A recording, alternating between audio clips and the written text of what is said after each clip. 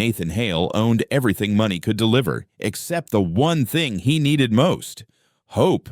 His twin girls, Aria and Lyra, lay motionless in their cribs, trapped inside bodies that refused commands, and throats that never shaped words. For 2.5 years, specialists promised nothing would improve.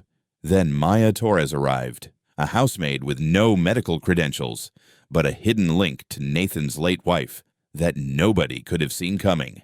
What Nathan walked in on 3 weeks later inside the nursery would either shatter his family's reputation or prove that the most extraordinary miracles don't always come from laboratories. She was kneeling on the floor, whispering a vow to his daughters.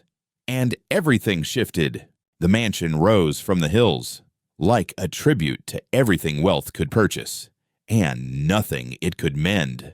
Nathan Hale's estate spread across 15 acres of sculpted lawn outside Boston, marble fountains tossing sunlight, gardens blooming in perfectly choreographed seasons. Inside, quiet pressed against the walls like a living presence, broken only by footsteps echoing on Italian tile and the low mechanical murmur of medical machines. Nathan sat in his study, staring through blueprints he wasn't really seeing. At 48, he looked older, gray streaking his dark hair. His late wife, Lila, smiled from a silver frame on his desk, frozen in a bright moment he could barely remember inhabiting. She had died delivering their daughters, and some days he wondered whether fate had taken the wrong parent. Aria and Lyra, too, now carried Lila's delicate features, and his eyes that seemed to look straight through him, without truly connecting. Eyes watching the world from bodies that refused to obey. The doctors had explained it with careful clinical calm. A rare neurological disorder, they'd said. Something in utero, when delicate wiring went wrong. The pathways between brain and muscle never formed correctly. The girls couldn't walk, couldn't direct their movements with real intention, and they couldn't speak. No real words, no meaningful sounds beyond small hums or thin whimpers. Nathan had hurled money at the problem, like a man throwing cash into bottomless water. Top neurologists flown in from Johns Hopkins, cutting-edge specialists from Switzerland, experimental protocols from research centers most families would never even learn existed. Nothing changed. The twins lay in customized cribs, staring at white ceilings, drooling faintly, their tiny bodies prisoners in cells no fortune could unlock. He stayed away from home whenever possible. His downtown office became sanctuary, and the children's hospitals he funded became penance. The Hale Foundation built pediatric wings and research labs, donating millions to children's medicine. Reporters called him a savior. If they only knew. Every ceremony felt like another monument to his failure. Mrs. Whitmore, the head housekeeper, knocked briskly on the study door. She was a stern woman in her 60s, all angles and starch, running the household like an impeccably disciplined regiment. Mr. Hale, the new maid, has arrived for her first day. Nathan glanced up. New maid? From the agency, she clarified. Maya Torres. Her tone carried a slight sniff of disapproval. She appears rather young and soft, if I may say so. He hadn't asked, but Mrs. Whitmore had opinions about everything. Fine, show her the routines. Of course, sir. She hesitated by the doorway. Will you be dining at home tonight? No, I've got a late board meeting. It wasn't true. His calendar was empty, but the thought of sitting alone at that long dining table, listening to the clink of his own silverware against silence, tightened his chest. Maya Torres stood at the servant's entrance, taking in the house with quiet oh. At 33, she had cleaned plenty of homes, but nothing like this. This wasn't a house. It was practically a museum. Crystal chandeliers scattered light everywhere, and the furniture looked like it belonged behind velvet ropes. Mrs. Whitmore appeared with a clipboard, skepticism already written on her face. You're the new girl. Yes, ma'am, Maya Torres. Miss Torres, our standards here are extremely high. Mr. Hale expects perfection. You'll handle the east wing, main corridors, And the children's rooms. Maya nodded, trying to follow the list. The children. Mr. Hale's twin daughters. Mrs. Whitmore's voice flattened. They're severely disabled. Nurses and therapists manage their care. You're only to keep their spaces spotless. Don't touch the equipment. And don't interfere with any specialists. Something about her tone struck Maya as disturbingly cold, like the girls were inconvenient tasks rather than actual kids. How old are they? 2. They don't walk. Don't talk. A tragic situation, Mrs. Whitmore said, like she was describing a damaged piece of furniture. This way. They moved through corridors that went on forever, past rooms Maya glimpsed through half-open doors, a library with towering bookcases, a music room where a grand piano gathered dust, a sitting room that looked like no one had ever dared sit down. Everything gorgeous, everything empty. The nursery sat in the east wing behind double doors painted a soft cream. When Mrs. Whitmore pushed them open, Maya's breath caught. 2 cribs stood side by side before tall windows overlooking the gardens, afternoon light pouring in like gold. Between them, monitors blinked quietly. A changing table, a rocking chair, shelves stacked with toys that looked untouched. In the cribs, 2 tiny forms lay on their backs, staring upward. Arya's on the left, Lyra on the right, Mrs. Whitmore said. Their nurse will return shortly. Just clean around them. They hardly notice anything anyway. Maya barely heard her. She stepped near to the cribs, her heart doing something strange. The twins were stunning. Dark curls splayed over their pillows, skin like porcelain, eyes too big for their small faces. Arya's gaze drifted toward the window. Lyra hummed faintly, fingers twitching against her blanket. Without thinking, Maya knelt beside Lyra's crib until they were eye level. "Hey there, beautiful," she murmured. Lyra's humming stopped. Her eyes slowly tracked toward Maya's voice. "We're going to talk someday, little ladies," Maya whispered, glancing between them. "Even if everyone else says you can't." "Miss Torres," Mrs. Whitmore's voice sharpened. "We don't encourage unrealistic hope here. Please focus on your assigned tasks."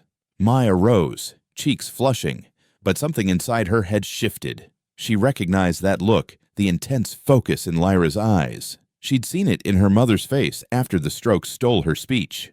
These girls weren't absent. They were trapped. Over the next few days, Maya learned the household's rhythm. Nathan left before sunrise and returned long after dark. Nurses and therapists came and went like clockwork, handling the twins with clinical efficiency, but almost no softness. Staff avoided the nursery unless forced.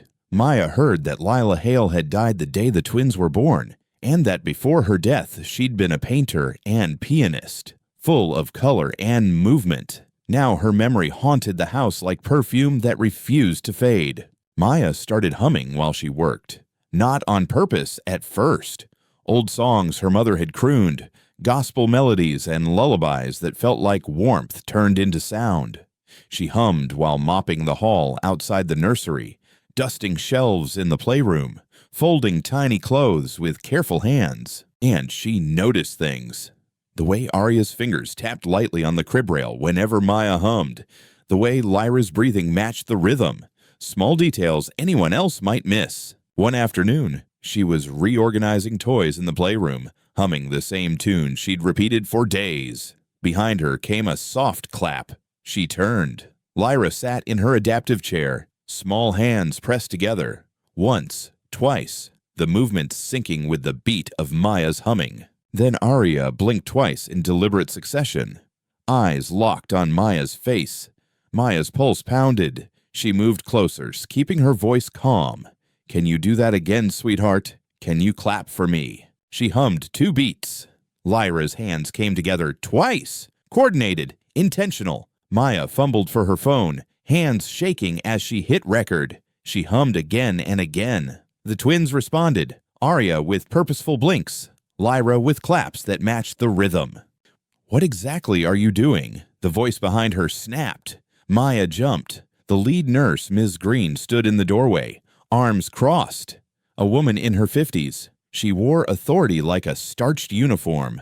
They were responding to, "You were interfering," Ms. Green cut in. "You're here to clean, not play therapist. These children follow very specific care plans created by licensed professionals. You are not part of that team. Do not disrupt their routine." "But they were responding," Maya insisted. "I have it on video. Spasms. Coincidence." Ms. Green's voice was cool. "I've been a pediatric nurse 25 years. I know the difference between communication and involuntary reflex. If I catch you confusing them again, I'll report you to Mr. Hale." Maya's face burned. "Yes, ma'am."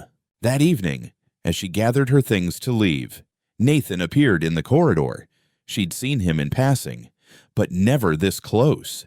His expensive suit was rumpled, tie loosened, exhaustion written beneath his eyes. "Miss Torres," she stopped. "Yes, sir." "Ms. Green says you've been overstepping." The words hit like a slap. "Sir, I'm sorry, but I really believe your daughters—" "My daughters are under the care of experts," he cut in, voice flat.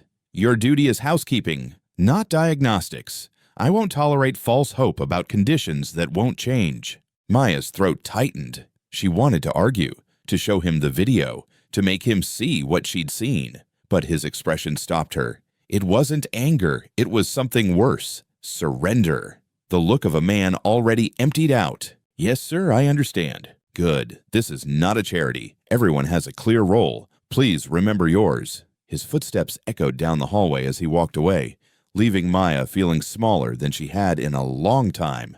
That night, she sat in her tiny apartment, staring at a half-written resignation text on her phone. What was the point of staying where her instincts were dismissed as fantasy? But when she closed her eyes, she saw Lyra's clapping hands, Arya's deliberate blinks. Those weren't random. That was connection.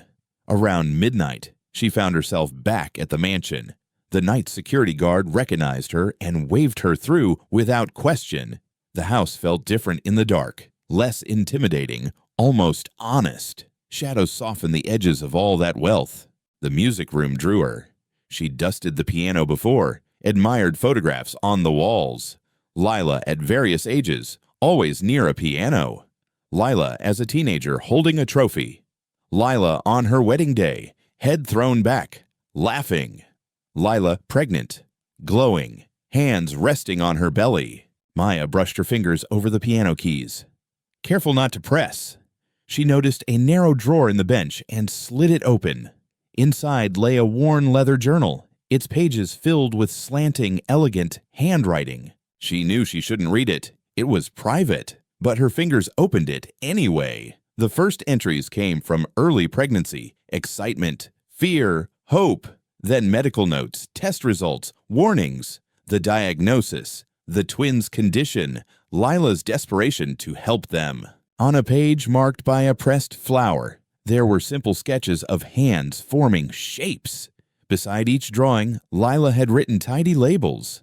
"I love you," "hungry," "tired," "mama," American Sign Language. Maya's heart stopped. She flipped further. Lila had been teaching herself ASL, determined to teach it to her girls, to give them a voice even if their mouths never cooperated.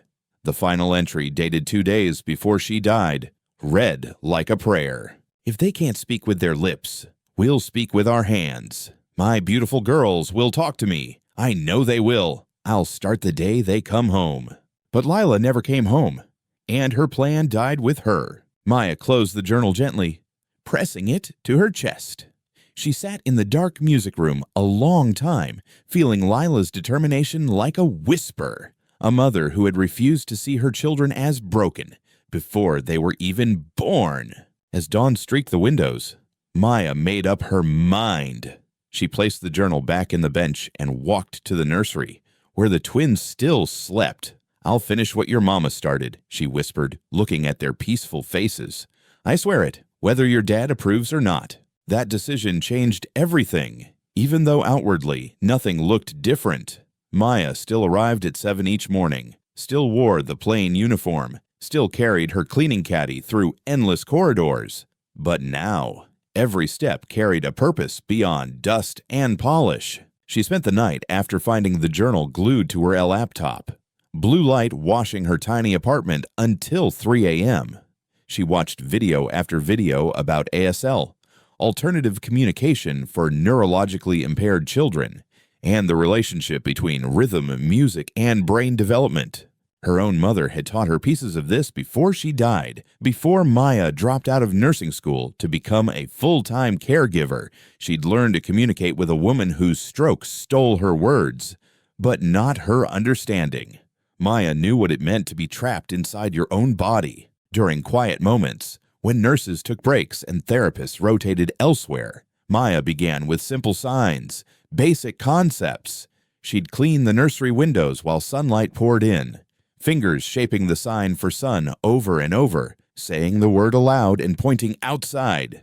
Sun, she'd repeat. At first, the twins simply stared. Maya was patient. She had learned patience sitting beside her mother's bed, celebrating every tiny purposeful squeeze. She signed music before humming. Mama when she found photographs of Lila. Safe when repositioning them during scheduled turns. Nurses gave her curious looks but stayed busy with charts and checklists, barely registering what the maid's hands were doing. On day 10 of her secret lessons, something changed. She signed music before starting her favorite melody. Aria's fingers twitched, subtle but clearly attempting to mimic the shape. Her hand trembled as she tried to spread her fingers like Maya. Lyra's gaze followed every movement with fierce concentration. They were learning, but Maya wasn't the only one noticing. Mr. Sinclair, the butler, had served the Hales for 15 years. He prided himself on knowing everything that happened under this roof. Mysteries bothered him, especially those involving household staff. He noticed Maya spending longer stretches in the nursery, noticed the odd hand movements. He saw the way she held the girls differently from the nurses, with something dangerously close to affection. That made him distrustful. In his experience, people rarely did anything without an underlying motive. The gentle maid with patient eyes must be angling for something. Maybe she hoped to charm her way into Nathan's grief-stricken heart and vast fortune. Sinclair started keeping quiet notes, times, dates, observations, building a case for the moment he'd present everything to his employer. The thunderstorm rolled in on a Tuesday evening. Maya had stayed late, helping prep for an upcoming charity gala. The sky darkened throughout the afternoon until, by 8, rain hammered the windows like fists. She was straightening the nursery when the first thunderclap split the air. The lights flickered. Both girls startled. Lyra let out a thin, frightened cry. The night nurse had slipped away for her dinner break, leaving Maya alone. Another boom shook the house, louder this time. Aria whimpered. Lyra's cry pitched higher, edging toward panic. Maya moved quickly, lifting Lyra from her crib. She'd studied how the nurses held them, supporting limp muscles and fragile necks. "Shh, I've got you," she murmured, settling into the rocking chair with Lyra tucked against her chest. Lightning flared, turning the room white for a heartbeat. "You're safe, baby. You're safe." Maya shaped the sign for safe where Lyra could feel it against her body, crossing her wrists like a shield. "Safe," she said aloud. "Safe, I promise." Thunder rolled again. Lyra whimpered, then did something astonishing. Her small hands moved, trembling but deliberate, wrists crossing against Maya's arm. Safe. Lyra had signed safe. Tears blurred Maya's vision. "Yes, that's it," she whispered. "Safe." Then a sound slipped from Lyra's mouth, not a cry, but an attempt at a word. A soft, breathy, The door opened. Nathan stood there, rain-soaked, briefcase dangling from one hand. The storm and some instinct had dragged him home early. He froze, trying to absorb the scene. The maid in the rocking chair, tears streaming, his daughter in her arms making deliberate sounds. "What are you doing?" His voice came out harsh, defensive. Maya looked up, still cradling Lyra. "Sir, she signed safe, and she tried to say, 'Stop.'" He crossed the room in 3 long strides. "Give her to me." "Mr. Hale, please, if you just look. I said stop waving nonsense at my daughter." He lifted Lyra from Maya's arms. The child immediately burst into fresh sobs. "You're confusing them with your games, making them believe they can do things they cannot." But she did it, Maya insisted. Your girls are trying to talk to you. Out, he said softly. A final. Leave this room now. Maya rose on weak legs, swallowed her protest, then paused in the doorway. Your wife knew, she said quietly. She knew they'd be able to communicate. She was planning to teach them. Nathan's face drained of color. What? Ask yourself why hope scares you so much, Mr. Hale. Ask who that fear really protects. She left before he could answer. The next morning, Dr. Adler made his routine visit. He'd followed the twins' case since birth, a kind neurologist in his 60s, accustomed to delivering bad news. He ran the usual exams, checking reflexes, muscle tone, visual tracking, response to touch. No real change, he told Nathan in the study afterward. No decline, which is positive, but no notable progress either. I'm sorry. The maid says they're communicating, Nathan admitted hesitantly. She claims they're responding to sign language. That one tried to speak. Nathan, we've discussed this, Dr. Adler replied delicately. Caregivers sometimes grow attached and interpret random movement as meaningful. It's a form of wishful pattern seeking, very human, completely understandable. She sounded certain. Involuntary mimicry can look like communication, the doctor said. Children might move randomly while someone gestures nearby, and coincidence feels like cause and effect. I know how desperately you want progress, but false hope can cut deeper than acceptance. Nathan nodded slowly. That night, he called Maya into his study. She stood before his desk, hands clasped behind her back, bracing herself. He looked worn, like he'd aged a decade in a week. Dr. Adler was here, he began. Yes, sir. He explained that what you believe you're seeing is probably random. Coincidence. Nathan's voice stayed calm but firm. I appreciate your compassion, Miss Torres, but I need you to stop these sign language experiments. They're not helping. With respect, sir, how can you know they aren't helping if you've hardly tried? His jaw tightened. Because every specialist I've consulted agrees. My girls have severe, permanent limitations. Spinning fantasies of them signing or speaking only makes reality more brutal when it doesn't happen. What if reality isn't what they think? Maya asked. Then it would have looked different sometime in the last 2 years, he snapped, turning toward the window. I've learned to accept what is, Miss Torres. I suggest you do the same. No more signing, no more special sessions, or I'll replace you. Maya left with her throat burning and eyes stinging. She wanted to shake him, force him to see how much he was risking by clinging to despair. But she recognized that fear too. She'd seen it in families at the hospital and reflected in her own eyes while her mother faded. Hope was terrifying because it could break you more savagely than grief. Still, that night she couldn't stay away. After the house settled into sleep, she slipped back through dim halls to the nursery, moving like a shadow. She sat cross-legged on the floor between the cribs, close enough to see the twins' faces in the nightlight. Glow!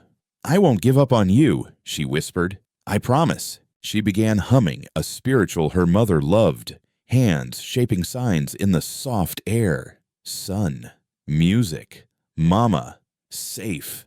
The melody drifted through the quiet room, her fingers painting, meaning. Lyra's eyes opened first, then Arya's.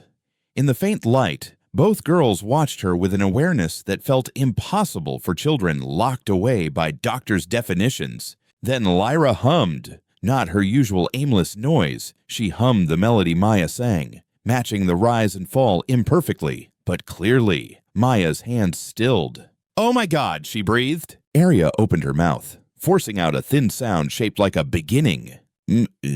Say it again, Maya whispered, leaning close. Please, sweetheart, try again.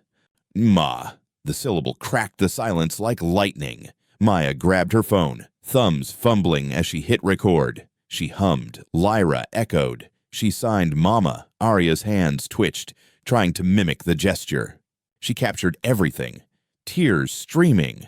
But even as she recorded, dread crept in. What would Nathan do if he saw this? Accuse her of manipulating his daughters, fire her before the girls could reveal their progress. She saved the video, but didn't send it. Not yet. It felt too fragile, too sacred. Sitting alone in the dark nursery with impossible proof in her palm, Maya decided she would keep teaching in secret, slipping into the nursery after midnight to speak in the language Lila had prepared. If Nathan Hale wouldn't give them a chance, Maya would. What she didn't realize was that across the hallway, Nathan lay awake in his bedroom. He heard humming, soft but unmistakable, and beneath it, sounds he couldn't bear to interpret, sounds that might have been his daughter's voices attempting forbidden words. He shoved a pillow over his head, blocking it out, because if it was real, it meant he'd been wrong. It meant he'd surrendered when he shouldn't have. It meant the maid he'd chastised had seen something in his children he'd been too broken to notice. And that realization was more painful than any storm. The changes started subtle, then came rushing.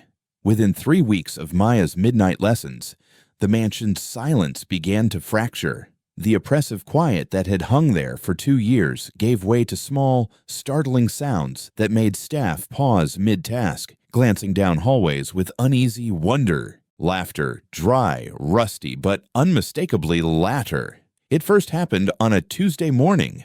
A day nurse was shifting Arya when she dropped a rubber toy. It bounced and squeaked, and Arya's mouth opened. The choppy giggle that tumbled out was brief, but absolutely real. By afternoon, whispers moved through the house. The twins were making new sounds, not only random humming, but responses. When music played in the therapy room, Lyra clapped her hands, offbeat but purposeful. During physical therapy, Arya tapped patterns on the mat, almost rhythmic. Sometimes, when no one watched too closely, the twins crawled. Not gracefully, not far, but they pulled themselves toward interesting noises, the jingle of keys, a scraped chair, distant piano notes from the unused music room. The staff noticed, but fear kept most quiet. Fear of misreading, fear of false hope, fear of Nathan's reaction to any report that might later prove wrong. Only Rosa, the cook, spoke openly. "Those babies are waking up," she said firmly one afternoon in the kitchen. "Something, whoever, is calling them back." Not everyone saw a blessing. Resentment simmered among some employees. Conversations grew hushed when Maya stepped into rooms. "She's doing something unnatural," one maid muttered. "My grandmother warned me about people with strange gifts. Maybe she's after the money." Another whispered, "Play the long game, make herself indispensable, then marry the boss." The rumors multiplied in the dark. Maya felt the weight of their suspicion in every sideways glance. Mr. Sinclair watched her more closely than ever, disapproval etched in his posture. She said nothing. Let them talk. All that mattered were Arya and Lyra. The real breakthrough ambushed everyone. Nathan was hosting a potential investor, guiding him through the mansion's art gallery. They were in the east wing when sounds drifted from the nearby playroom, children's music, and thin voices trying to sing along. The investor, Victor Shaw, stopped. "I didn't realize there were other kids here," he remarked. "There aren't," Nathan replied automatically, but the voices continued. He walked fast toward the playroom, Victor trailing. When Nathan opened the door, the sight inside stole his breath. Maya sat on the floor with both twins. A children's video played on a tablet, bright graphics and simple songs. The girls were responding. Arya's mouth moved, shaping approximate words. Lyra clapped on beat more often than not. When Maya signed along, both twins tried to copy. "Incredible," Victor murmured. "I thought you said they were profoundly disabled." "They are," Nathan said, his voice strained. "They don't look disabled," Victor replied softly. "They look like they're learning." Maya finally noticed them in the doorway, scrambling to her feet. Nathan's face had gone chalky, jaw tight. "Mr. Hale, I can explain? My office. Now." He turned to Victor with a strained smile.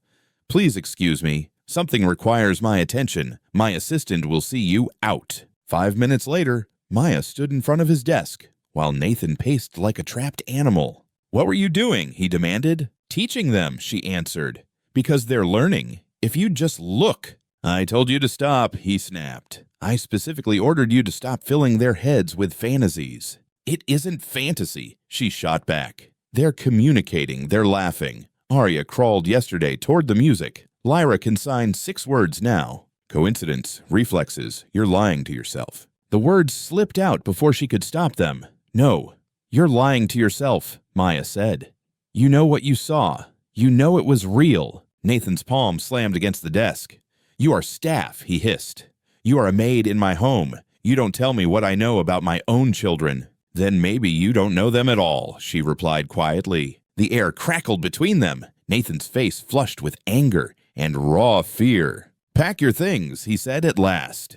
"You're fired." Maya's stomach plummeted. "Sir, please." "I won't allow my daughters to become experiments for someone with no license and delusions of grandeur. Leave this house." She wanted to fight, to beg him to see the truth, but his expression was granite. He'd made his choice, the same one he'd been making since their birth, protecting himself from hope.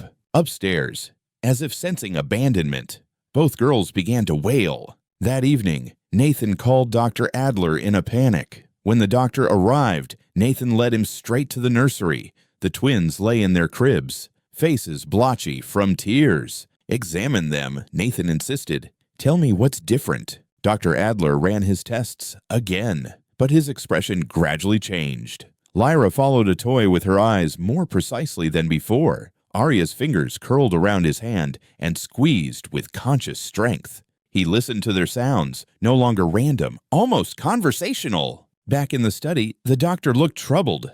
"Nathan, I need to be candid. Something has changed." "Changed how?" "Their motor coordination, their engagement. I'm seeing purposeful responses that weren't there 3 months ago. Their latest scans show activity in regions we considered dormant." "What's triggering IT?" Nathan asked. "I don't know yet, but whatever it is, it seems to be stimulating new neural pathways. At their age, the brain is incredibly plastic, rare, but not impossible." Nathan exhaled.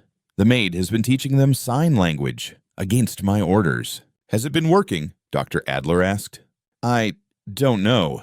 I can't tell what's real and what I'm desperate to see." "Nathan," the doctor said gently, "whether it's the signing, the emotional engagement, or something else, if there's a catalyst helping their brains rewire, we must identify it and continue." "But she's just a maid." "The parents who pioneered music therapy for autism weren't clinicians," Adler replied. "The woman who fashioned the first kangaroo care wraps for preemies wasn't either. Sometimes meaningful breakthroughs begin with people who simply pay attention." After Dr. Adler left, Nathan climbed to the nursery. The night nurse had settled the girls, but they still fussed softly. He stopped in the doorway, watching in the low light. When was the last time he truly looked at them, not as diagnoses, but as his daughters? Arya had Lila's nose. Lyra had his stubborn chin. 2 full human beings, trapped until recently. Until Maya. He moved closer to the cribs. Arya's eyes locked onto him, and the recognition in her expression cracked something inside his chest. He tried to remember Maya's hands, the shapes she'd made. His fingers felt huge and clumsy as he attempted one of the signs, not even sure what it meant. Lyra's eyes widened. Her small hands lifted, trembling, trying to copy him. The sound formed in her throat. Da-dad. Nathan nearly collapsed. He grabbed the crib rail for support. "What did you say?" "Da-da." Clearer this time, a real word. Arya's mouth opened. Da-da. Imperfect, strained, but language. His children were calling for him. He'd spent 2 years shielding himself from disappointment, and almost missed a miracle. With shaking hands, he pulled out his phone and dialed. The call rang 4 times before Maya answered, wary. "Hello? Where are you?" he asked. "Packing," she said. "You fired me, remember?" "Don't pack. Come back," he said, the words tumbling. "Please." They just said da-day. "I don't know what I'm doing." "You do. Please come back." Silence stretched. Then she whispered, "I'll be there in 20 minutes. When Maya arrived, Nathan was still on the nursery floor between the cribs. She'd never seen him look so lost. "Show me," he said simply. "Show me everything you've been doing." The next morning, he convened an emergency board meeting at Hale Neurodynamics. 8 men and 2 women gathered around the glossy table, wearing matching masks of mild concern. Nathan rarely called urgent meetings. When he did, they usually involved billions. "What's going on?" asked Leonard Price, the board chair. "Your assistant said this couldn't wait." Nathan stood at the head of the table, feeling like a man about to jump. "I need to address something before rumors damage us further," he began. "It concerns my daughters." "We've heard whispers," admitted Dana Kim, the CFO. "Something about a miracle maid." The phrase made Nathan flinch. "Her name is Maya Torres," he said. "She's been working with Aria and Lyra using sign language, music, and emotional connection. Their progress has been extraordinary." "How extraordinary?" Leonard asked cautiously. "They're beginning to talk, to move with intention, to engage with their environment in ways our doctors said would never happen." The board exchanged unsettled glances. Dana spoke first. "That's amazing. But why is this a crisis?" "Because people are talking," Nathan said. "And when they talk about me, they talk about this company. Hale Neurodynamics is built on credibility, on science. Now the story is that my profoundly disabled daughters are being healed by a housemaid while our specialists failed." Comprehension dawned around the table. "It makes us look incompetent," Dana said slowly. "Or fraudulent," added Aaron Lewis, head of PR. "If a maid achieves what our neurologists couldn't, what does that suggest about our technology?" He slid his tablet forward, showing sensational headlines already brewing. "Billionaire's miracle twins," Nathan read. "Housekeeper succeeds where high-tech medicine failed. Love cures what science couldn't." Every headline made the company look like a punchline. At 7 that Thursday morning, a video hit the internet. Nathan was sipping coffee when his phone exploded with notifications. Calls, texts, emails poured in non-stop. Rosa glanced up from the stove. "Everything okay, Mr. Hale?" He stared at his screen, watching footage he didn't remember anyone recording. It showed the nursery 2 days earlier. The clip showed Maya kneeling between both twins, right where the rugs met. Lyra stretched toward her with shaking fingers, Aria's mouth shaping effortful sounds. Then, as clear as bells, both girls said it together. "Ma, ma." The video cut to them collapsing into Maya's arms, her tears obvious even through pixelation, their tiny voices repeating the word like a chant. The caption blared, "Billionaire's paralyzed daughters say mama," after doctors swore they'd never speak. "Oh, no," Nathan whispered. Within an hour, the video had 50,000 views. By noon, 2 million. News vans clogged the road outside the estate. His phone became a buzzing brick, overwhelmed by calls. His assistant phoned from downtown. Panicked. "Sir, media requests are insane. CNN, Good Morning America, national talk shows. Everyone wants interviews about the twins and Macy's." Nathan found Maya in the playroom, sitting away from the windows. She'd seen the satellite trucks, too. The girls played on the rug between them, blissfully unaware that their progress had detonated online. "Did you know anyone was filming?" Nathan asked. "No," she said tightly. "I never wanted this. They're not miracles for public consumption. They're just kids."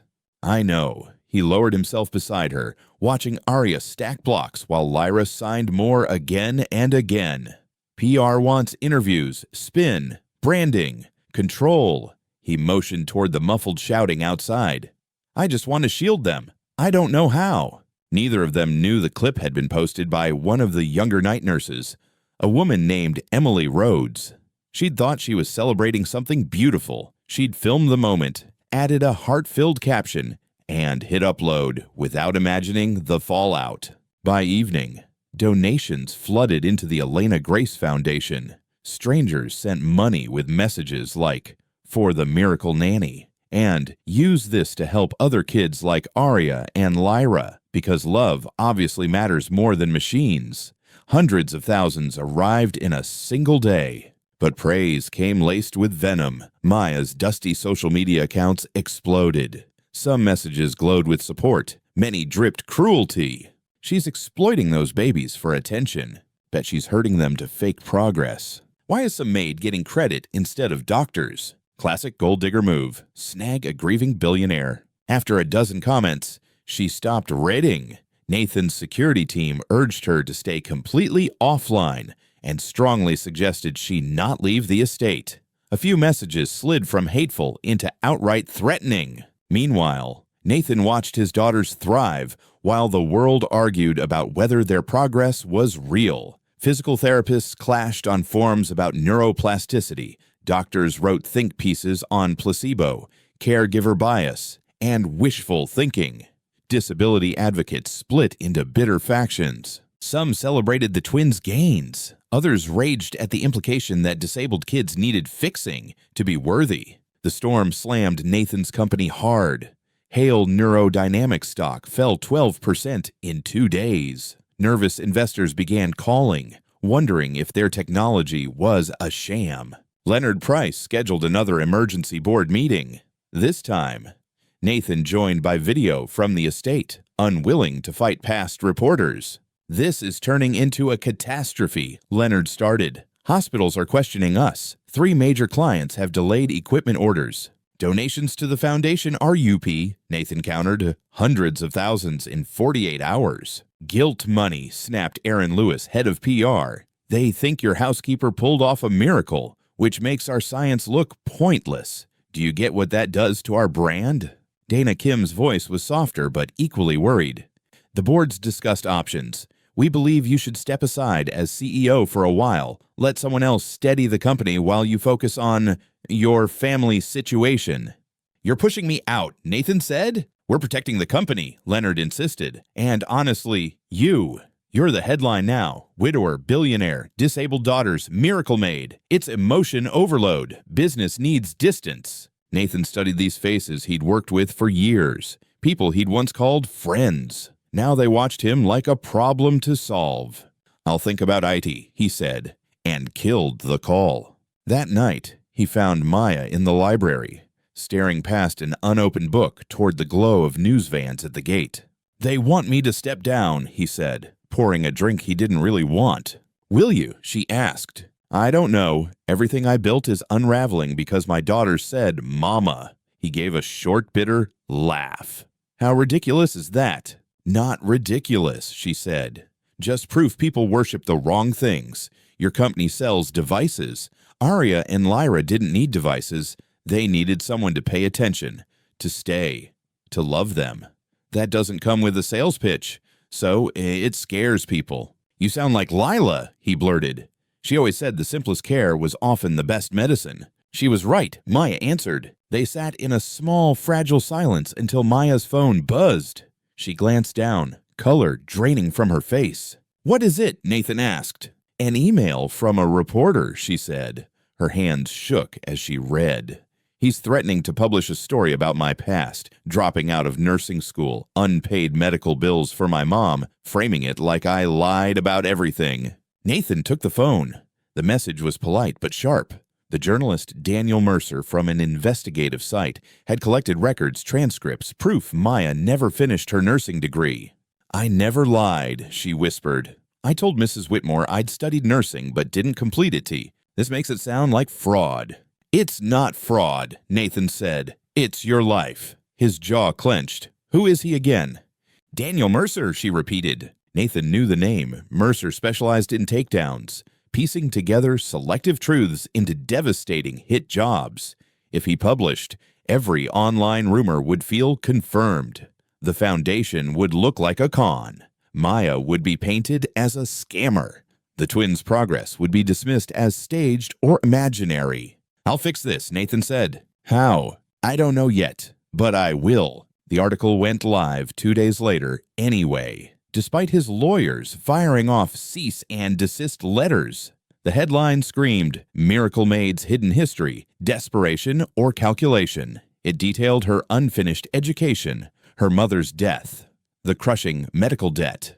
It quoted unnamed friends calling her manipulative and ambitious. It implied she'd targeted the Hale estate on purpose, orchestrated the twins' progress to secure her own future. The internet exploded again. Half the comments demanded she be arrested, half defended her passionately. Parents of disabled kids flooded feeds with videos describing how their own children had responded to similar sign and music methods. Nurses and therapists fought about unconventional approaches. The foundation's phones rang, non-stop. Some people donating in solidarity, others demanding refunds. Maya stopped coming to the house. She called Nathan from her tiny apartment, voice empty. I can't keep dragging your family through this. Every day I'm there, I paint a bigger target on all of you. The girls don't need that stress, neither do you. You can't quit, he said. I already did, she replied. I emailed my resignation to Mrs. Whitmore this morning. Maya, take care of them, Nathan. Keep signing. Keep talking. They're stronger than anyone realizes. They'll be okay. Her voice cracked.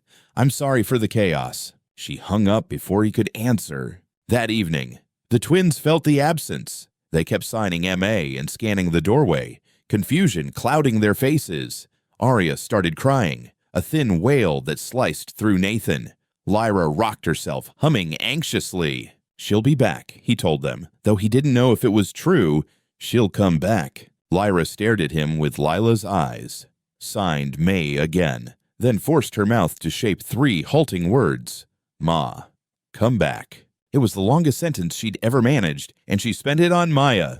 Nathan grabbed his phone and started making calls. By the next morning, a courier dropped off a thick envelope of nursing home records that would redraw everything he thought he knew.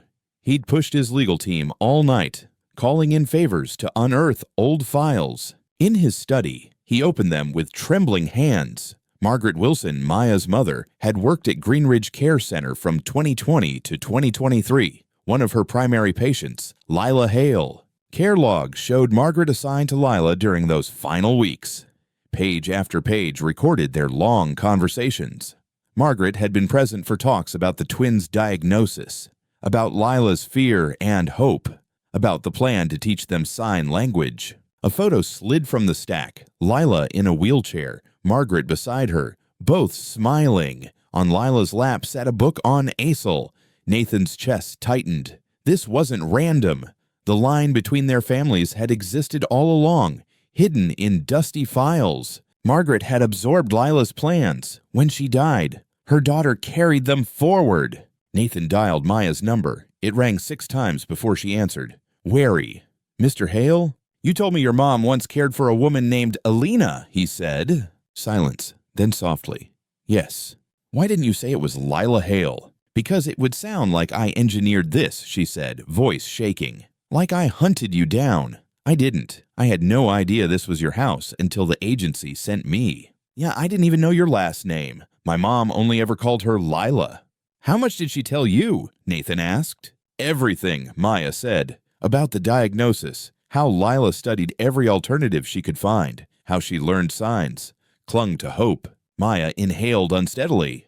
My mom died 2 weeks after Lila. Her last request was that if I ever found kids who needed what Lila wanted to give, I'd use it. She said their dream shouldn't die just because they did. Nathan closed his eyes. 2 women gone, both fighting for children they feared might be forgotten. Their daughters had crossed paths by so-called coincidence. I'm coming to get you, he said. Nathan, call me Nathan, and you're coming back. As what? She whispered. As the person my daughters trust most, not as staff, as family. Whatever this becomes, we face it together. The press will tear us apart, she warned. Let them try, he said, and hung up to call his PR team. Schedule a press conference for tomorrow morning, he told them. I'm making a statement. The next day, cameras and microphones crowded the driveway. Reporters pressed against barricades, shouting questions. Nathan stepped to the podium, pulse racing, but his voice stayed steady. I want to tell you a story, he began, and the noise died. About 2 women who never met but were bound by love. My wife, Lila, who spent her last weeks learning sign language for our daughters, and Margaret Wilson, who held her hand. He laid out the connection, the nursing home, the shared lessons, Margaret's promise to continue Lila's dream. How Maya had walked into his home unaware of any of it, yet still carried that promise forward.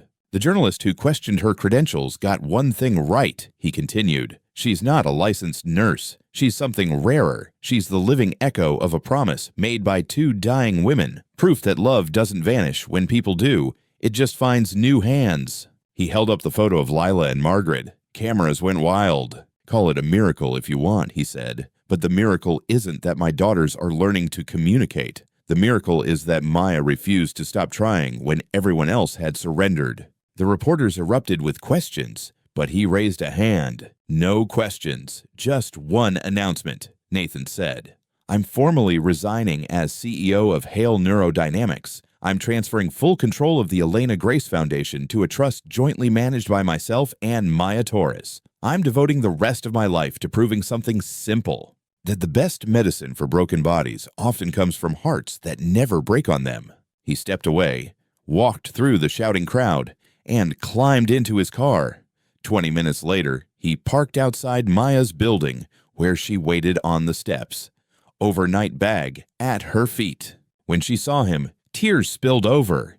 "You didn't have to sacrifice everything," she said. "Yes, I did," he answered, picking up her bag. "Come on, our girls are waiting." The drive back was quiet, comfortable. Two people who'd survived the same fire heading home together. At the door, Mrs. Whitmore met them, for once looking almost gentle. "The girls have been signing for her all morning," she said. "Won't focus on anything else."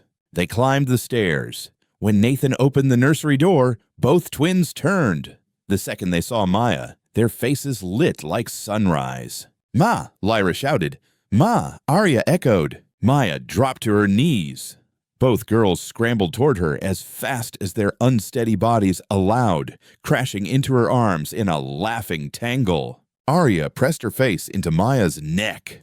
Lyra patted Maya's cheek, signing stay again and again with frantic little hands. "I'm staying," Maya promised, voice breaking. "I'm not leaving you again." Nathan watched from the doorway, thinking of Lila's stubborn faith in their daughters' futures. He wondered if she'd somehow known this might happen, that another woman would carry her dream. That night, after the twins finally slept, Nathan found Maya in the library, staring at the photo of Margaret and Lila. Her fingers traced her mother's smile. "I miss her," she said. "I miss Lila," he replied. "But I think they'd both be thrilled right now, seeing us refuse to quit." "Your board must hate you," she said. "Probably," he answered, shrugging. "I don't care. I spent years trying to buy my way out of failure. Hospitals, research, plaques with my name." He smiled faintly. "You showed me real healing isn't something you purchase. You just show up, over and over." "I didn't teach you that," she said. "Arya and Lyra did." "No," he replied softly. "You taught me how to hear them." His voice lowered. "You gave me my family back. I can't repay that." "You don't repay love," she said. "You just pass it on." The word love hung between them. They weren't in love yet, not fully, but they loved these girls. This life. Upstairs, Lyra murmured in her sleep, "Da," and in the other crib, Arya answered, "Ma." 2 words, 2 people, 1 family that had been broken and was somehow knitting itself together. The next day, Nathan started legal paperwork naming Maya as co-guardian alongside him. Not a nanny, not staff. Family. The headlines labeled it reckless. Commentators warned he was moving too fast, letting emotion override reason. But when Arya took 3 unsupported steps and toppled into Maya's arms while Nathan laughed, he knew exactly what he was doing. The world could judge, speculate, and argue about whether this was miracle or method, luck or love. He didn't care. His girls were talking, moving, existing in ways no scan had predicted, and the woman who woke them stood beside him, steady as bedrock. The foundation's work continued. Therapies were documented, studied, refined. They partnered with researchers across the country, but all that remained secondary to the sound that mattered most, laughter echoing down halls that once held only the hum of machines. Tiny hands flashed signs in living rooms and therapy rooms. 2 little girls who were supposed to be silent called out for the people who refused to give up. "Ma, da, more play." 4 small words that rewrote every prediction. 3 weeks after Nathan's big press conference, new trouble hit on a Monday. Maya woke in the guest suite that was now her room, the view spilling over the gardens. Morning light turning everything warm, and felt her phone vibrating like it was trying to escape. She blinked sleep away and opened her notifications. A headline screamed from every feed. "Miracle Caregiver's Real Story. desperation, or calculation. Another expose, this time digging deeper, twisting old facts into something sordid. Her stomach lurched as she scrolled. They dug up unpaid hospital bills from her mother's last month's debt collector letters, the crowdfunding page that had barely raised $200 before she shut it down in humiliation. The article portrayed a drowning woman manipulating tragedy for a lifeline. It quoted sources claiming she'd always been calculating, that she'd targeted the Hale estate on purpose, that the twins' progress was exaggerated or staged. Every truthful detail from her past had been arranged to tell the ugliest possible story. By breakfast, everyone had seen it. Nathan found her at the kitchen table, staring at untouched coffee while Rosa hovered nearby. "You saw the article," he said. "The whole world saw," Maya replied dully. "The foundation site crashed. Too many people demanding answers." Nathan's jaw tightened. "My lawyers are already responding." "It won't matter," she said. "People decided what they want to believe. They see a con artist using sick kids. You should distance yourself. Say I fooled you like everyone else." "Absolutely not," Nathan said. "Richard," she started, then corrected herself.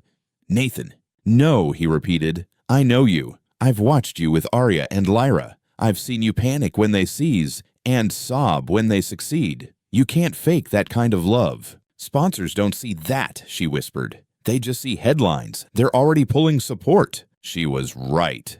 By noon, 3 major donors had withdrawn. The remaining advisory board for the foundation rushed into a conference call. Dana delivered the numbers. Voice heavy. "We're bleeding credibility," she said. "The foundation's image is tied directly to Maya's, and right now her name is radioactive." "Then we rebuild her reputation," Nathan snapped. "With what?" Aaron broke in. "We've lost half our funding today. More will bail tomorrow. Centers we planned are on hold. Training programs canceled. Everything we've worked for is collapsing because you gambled on the wrong person." Nathan's grip tightened on the phone. "I didn't gamble on the wrong person," he said. "I'm looking at the right one." He ended the call. That afternoon, Maya began packing, not because he asked, but because she couldn't watch his life burn for her sake. As she folded clothes, soft voices echoed from the doorway. "Ma, go!" She turned to see both girls standing, braced against the doorframe, their legs wobbly but holding. Arya's face scrunched with worry. Lyra's hands flew through a familiar shape, signing stay over and over with growing urgency. "Oh, sweethearts," Maya whispered, dropping to her knees. They stumbled toward her, colliding with her in a heap. "I'm not leaving because I want to. I'm leaving because staying hurts your dad." "No," Arya said, clearer than ever. "No, go." Lyra pulled back, eyes burning with intensity, then shaped a full sentence with her hands. "We need you." 4 signs that simultaneously shattered and mended Maya's heart. She hugged them tighter, breathing in their warm, familiar scent. Nathan appeared in the doorway, having followed the girls. He took in the half-packed suitcase, the crying trio on the floor. "They're right," he said quietly. "We do need you. The foundation can be rebuilt. You can't be replaced." He dropped to the floor beside them. "I lost Lila. I nearly lost these girls by giving up. I'm not losing you because some journalist chose clicks over truth." "You'll lose everything else," she warned. "Then I'll lose it," he said. "But I'll lose it fighting for what matters." That night, after the twins finally drifted off, Nathan did something he hadn't done since Lila died. He played the piano. His fingers stumbled at first, then settled into one of Lila's favorite pieces, a melody that had always sounded like comfort made audible. Drawn by the music, Maya appeared in the doorway and watched silently. When he finished, the quiet felt gentle rather than heavy. "She used to play that when she was upset," he said. Said music was the only language that never lied. "It's beautiful," Maya replied. "She was," he said simply. "And she'd be furious if she saw me backing down now." She hated quitters. "I'm not asking you to quit," Maya said. "I'm asking you not to throw everything away. Playing it safe would have meant sending the girls overseas. Firing you the second you disobeyed," Nathan said. "Listening to every expert who told me they'd never change. Thank God I stopped being smart and started being present." Thunder rumbled outside, rain soon pounding the windows. The lights flickered once, twice, then died. The house plunged into darkness. "Breaker probably tripped," Nathan said. "I'll check." They moved through dim corridors with phone flashlights. Before they reached the basement, frightened cries echoed from upstairs. "The twins!" They hurried back to the nursery. Both girls sat upright, eyes wide, calling "Ma, Da." Maya grabbed candles while Nathan scooped up Lyra. Candlelight turned the room warm and flickering, the storm raging just beyond the glass. Maya settled into the rocking chair with Arya in her lap. Nathan sat on the floor holding Lyra. "It's okay," Maya murmured, signing as she soothed. "Safe, we're here." Lyra watched her hands, then copied. "Safe." Arya curled against Maya's chest, tiny fingers curling around hers. "Ma, stay," she mumbled. "Yes, baby, Ma stays," Maya whispered. Nathan watched, realizing the blackout had stripped away every distraction. No headlines, no investors, just this. 2 kids, 1 storm, and the 4 of them. "Tell me about your mom," he said quietly. Maya looked up, startled. "Why?" "Because she's part of this," he said. "And I want to know." So she told him about Margaret, who cleaned houses before becoming a caregiver, who sang gospel while she worked. A woman who believed every person deserved respect, no matter how fragile their body, who held Lila's hand and memorized every word about the twins, about the plan, about the hope that refused to die. "She made me promise," Maya said. "If I ever found kids who needed what Lila had planned, I'd do it. She said some promises outlive the people who make them." "She was right," Nathan murmured. He shifted Lyra as the little girl's eyes drooped. "Lila made me promise something too. She told me to love them exactly as they were. No conditions, no benchmarks. I didn't keep that promise. Not until you forced me to." He managed a rueful smile. "I kept waiting for them to become someone else before loving them. You showed me they were already enough. I was the one who needed to change." The storm howled for another hour, then drifted away. Power clicked back on, lights humming to life, but they stayed in the candlelit nursery, reluctant to break the tender bubble. By the time they laid the girls back into their cribs, something between them had shifted permanently. The careful lines of employer and employee were gone. They'd become genuine partners, co-parents in all but name. Days later, Nathan called another press conference, and this time, Maya stood beside him. Reporters hurled questions before they reached the microphones. Did she lie about her credentials? Are you romantically involved?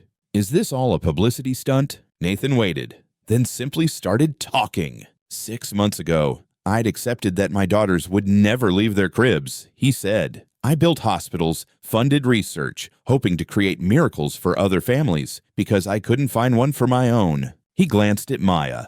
Then this woman walked in, a woman who gave up her own dreams to care for her dying mother, someone who knew what it meant to love a person trapped in their body, someone who refused to accept that my daughters were hopeless. He held up his phone, playing a video on the giant screen behind them. Arya and Lyra walking hand in hand. Their steps were clumsy, but they were walking. They chatted in toddler words and signs, giggling. This is what she helped them do, Nathan said. Not with degrees or expensive devices, with patience, with love, with knowledge passed down from my wife to her mother to her. You call her debts proof of fraud, he went on. I call them evidence she sacrificed everything for family. You say she's unqualified. I say the results speak louder than any diploma. Maya swallowed hard as he continued. Yes, she's staying. Yes, she and I co-run the foundation. And yes, I trust her completely. Not because I'm naive, but because I finally stopped ignoring what was right in front of me. He stared straight into the cameras. If you want to attack her, you go through me. And I'm done being quiet. Reporters shouted new questions, but Nathan took Maya's hand and walked away. Later that night, he found an old envelope on his desk, yellowed, sealed with wax. Mrs. Whitmore had discovered it in a box labeled later among Lila's belongings. His hand shook as he broke the seal. Lila's handwriting flowed across the page. My darling Nathan, it began. If you're reading this, I'm gone. But our girls are there, and I need you to hear me one last time. She wrote that the twins would speak when they were loved without conditions, not when they improved, not when they proved themselves, that he'd want to fix them, reshape them, but that what they needed was his presence, not his guilt. If you can't do it alone, the letter read, find someone who can teach you, someone who knows broken doesn't mean worthless. At the bottom, a postscript, if they ever call another woman mama, don't be jealous. Be grateful. It means they are loved. Nathan set the letter down and finally cried, not the angry tears from the funeral, not the frustrated tears from failed therapies, but a flood of grief and release and forgiveness. When he looked up, Maya stood in the doorway, eyes wet. How long have you been there? He asked. Long enough, she said, stepping inside. She knew. Somehow she knew. He passed her the letter. Read the end. Maya's breath hitched at the postscript. She gave us permission, she whispered. Before any of this, she told you it was okay. We're not replacing her, Nathan said. We're continuing her. There's a difference. Maya's voice trembled.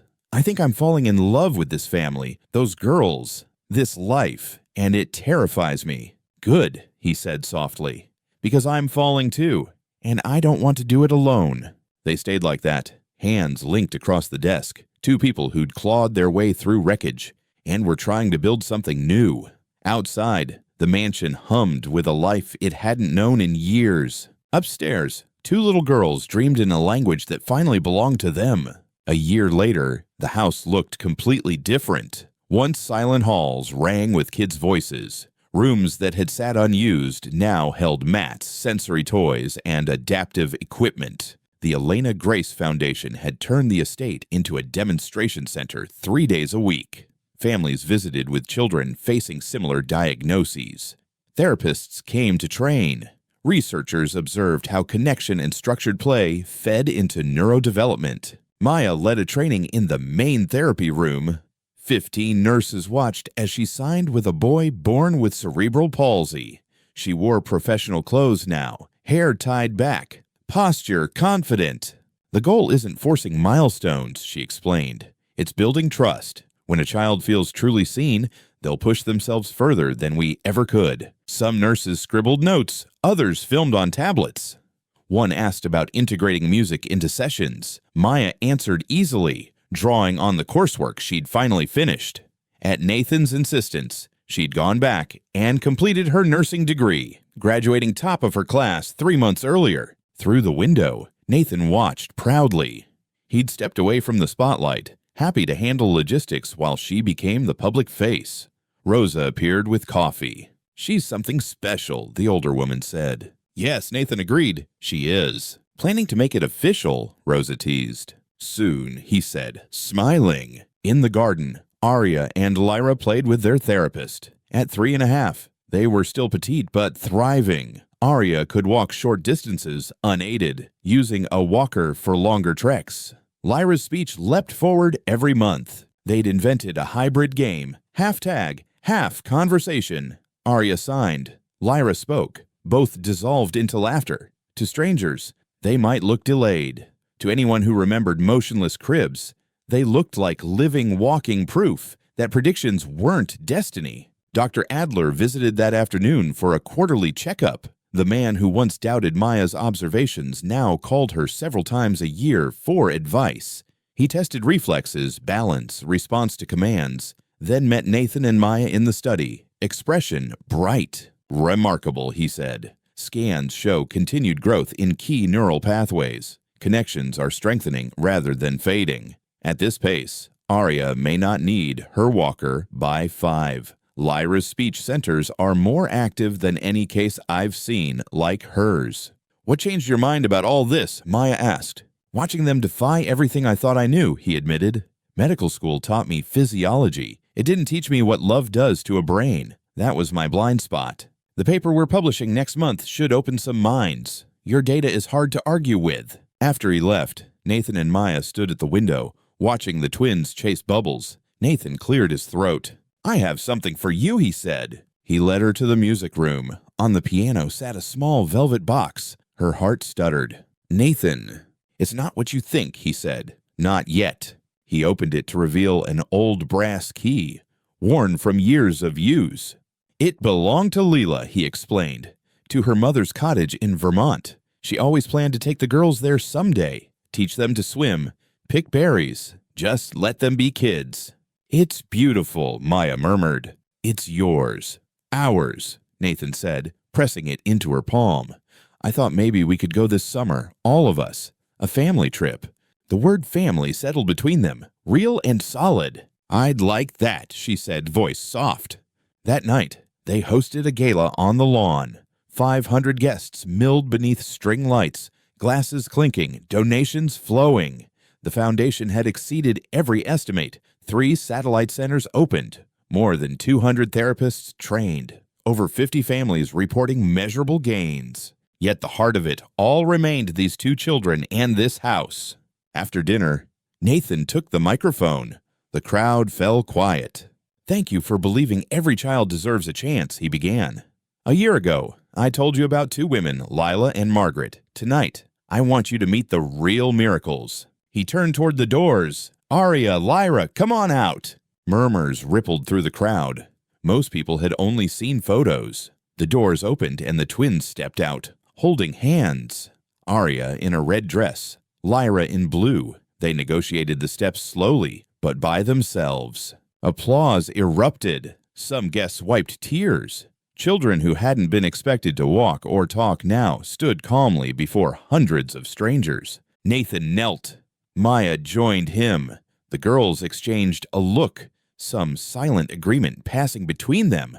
Lyra took the microphone. Hi, she said, in voice small but sure. I'm Lyra, this is Aria. Thank you for helping. More applause. Lyra raised her hand. The crowd quieted. Lots of people said we couldn't talk or walk, she continued. But Ma said we could, and Dada believed her.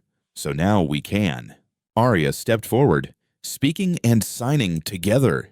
Love is best medicine. Ma says that. She's right. Together, they signed and said, thank you for helping other kids like us. The applause thundered. Nathan hugged them. Maya wrapped her arms around all 3. Cameras flashed, immortalizing the moment. Later, after the guests left and the girls slept, Nathan and Maya sat on the front steps, staring at the stars. This had once been the house of silence. Now it pulsed with life. Somewhere inside, 2 little girls who'd been written off whispered, Ma, Dada, love you, in their dreams. And if you've ever felt voiceless, their story is your reminder. Love listens, then teaches you how to speak. Lesson 1. Hope can wake up long, silent rooms. If you are in your late 60s or 70s, you may know what it feels like to sit beside a quiet bed and wonder if anything will ever change. Nathan had all the money a man could stack in a lifetime, but no real hope left in his heart. When Aria and Lyra lay stiff and silent, many of you would have understood his retreat into work and donations. Yet with one young woman's stubborn faith, that still house slowly filled with humming, clapping, and the first shaky dada. The lesson for our season of life is simple but fierce. As long as breath is in the body, you and the people you love are not finished stories. Lesson 2. Ordinary hands can deliver extraordinary healing. Those of us raised to respect diplomas on the wall know how hard it is to trust a simple housemaid over specialists from famous hospitals. But Maya brought something many experts quietly lose over the years: time, tenderness, and the belief that these girls were fully there. Older Americans know that kind of care. You gave it to parents with failing memories, spouses after surgery, neighbors after strokes. Maya reminded us that love plus patient attention can wake up pathways no machine ever touches. The lesson is not to reject medicine, but to remember that the most powerful treatment may begin with a warm voice and a hand that refuses to let go. Lesson 3. The legacy we leave is living, not marble. If you have grandchildren, you may look at Nathan and see your own fears. Will I leave money, or will I leave myself? He built wings on hospitals, but his real legacy began the night he sat on the nursery floor and tried to copy Maya's clumsy signs.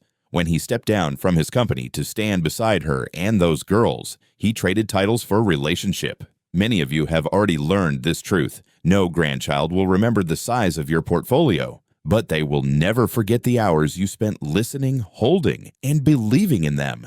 Our bodies may slow, our resumes may fade, yet the love we pour into the most fragile among us can outlive us by generations. Conclusion: a call to your season of life. If you have walked hospital halls and buried friends, this story is more than a pleasant miracle. It is your reminder that even now, your steady presence and brave, stubborn love can still rewrite the ending for someone who feels forgotten. Friends, when you hear how Nathan nearly gave up, how Maya kept showing up, and how those little girls learned to say ma and da after everyone said it was impossible, what does it stir in you? Have you ever seen a loved one surprise the doctors or felt hope come back when you thought the story was over? Share your experience in the comments, and let's learn from one another. If this touched your heart, please like the video, subscribe to my YouTube channel, and pass it on so more families can find courage